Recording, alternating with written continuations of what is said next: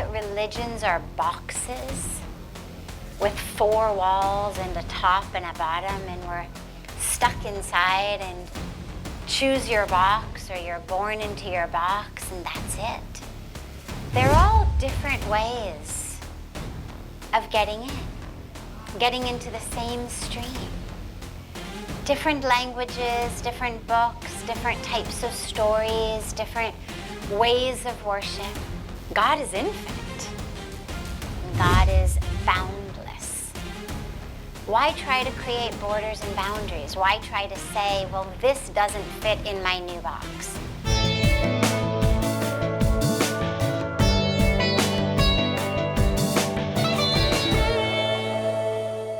Can we incorporate aspects of different religions into our lives? Absolutely. The idea that religions are boxes with four walls and a top and a bottom, and we're stuck inside and choose your box or you're born into your box and that's it. It's not only a fallacy, but it's a tragedy. Because religions are ways of knowing God, ways of connecting to God. And at their core, at their purest, at the deepest level, religions actually are that which connect us to the truth of who we are. And each of them, although God is one, although that truth is one, although soul and spirit is one, they're all different ways of getting into the same stream. Different languages, different books, different types of stories, different ways of worship. But ultimately that stream of truth, of life, of love, of divinity is one. But there's different ways of getting into that. And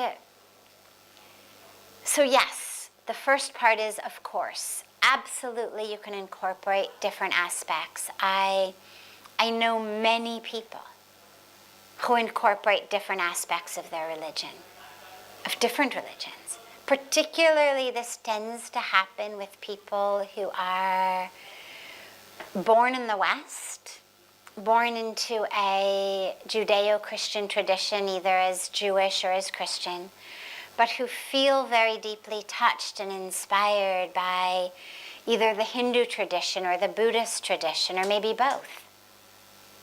And that's beautiful.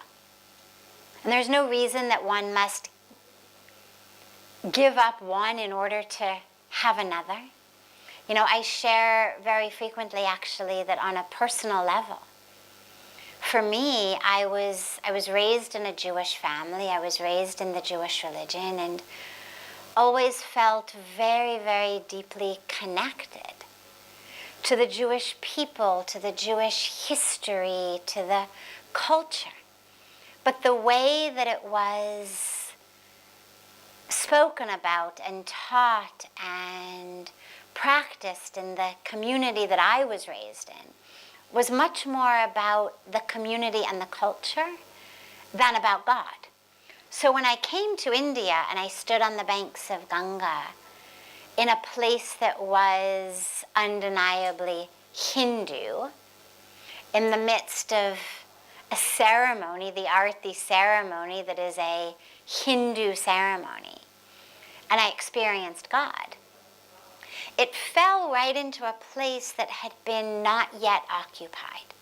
It wasn't like a Hindu version of God came in and kicked a Jewish version of God out. It was an experience of God without religion, without borders or boundaries. God is infinite. Practitioners of different religions may have different ways that we dress, different types of habits that we use with how we look. We shave, we don't shave, we cut our hair, we don't cut our hair, we wear different colors. different head coverings. But God isn't wearing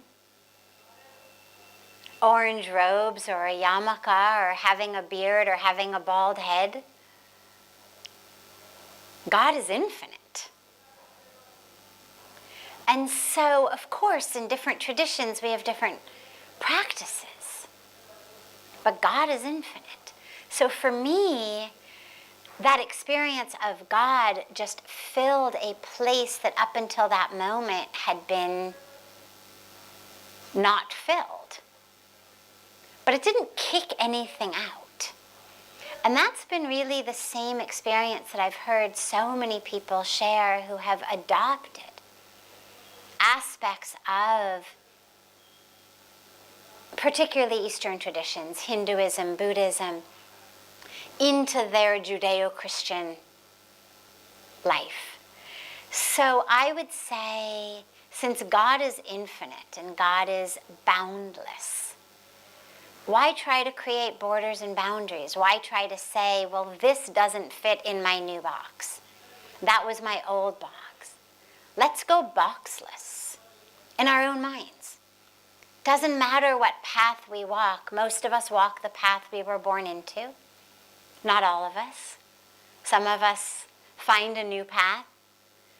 But whatever path we're on, it's about walking that path to the best that we can.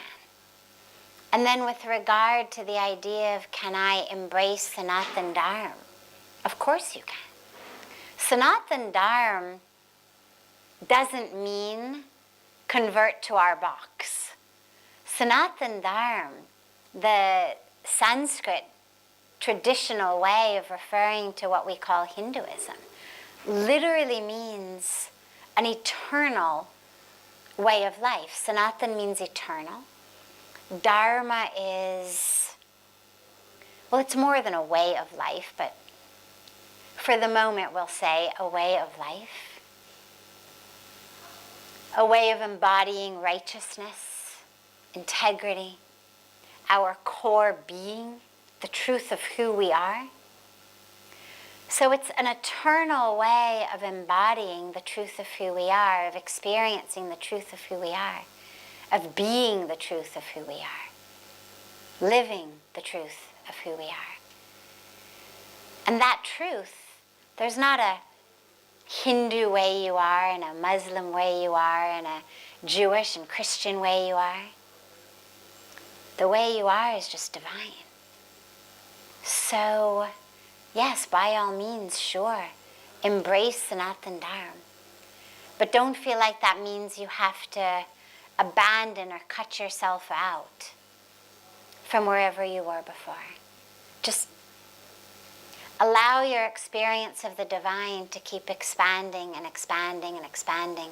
One of my favorite stories of this is the story of Ramakrishna Paramhans, who of course was born and raised in a Hindu tradition, had his first powerful experiences in the Kali temple in what's now West Bengal.